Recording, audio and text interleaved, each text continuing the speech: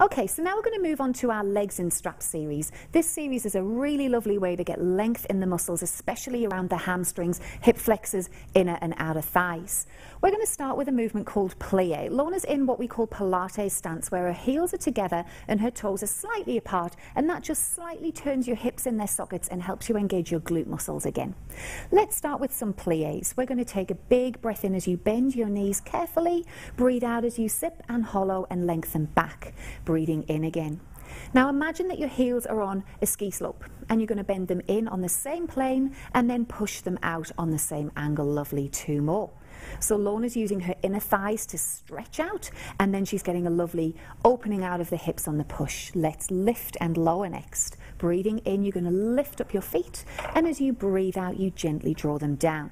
Now Lorna's taking care not to allow her pelvis to lift on this part and not to allow her back to arch on that part. That's really important for the stability and the strength around your spine, and also for the flatness of the tummy that we all desire after our Pilates class. Very good. 2 more times. Breathing in to float up, breathing out to press down, and your final one.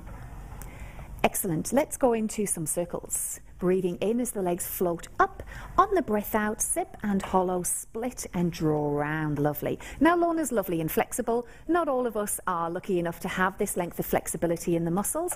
However, this gets better and better the more that you practice. Again, the tailbone is glued, so there's no rocking from side to side, which really improves low back pain. It's also a fantastic exercise for toning up after pregnancy as well.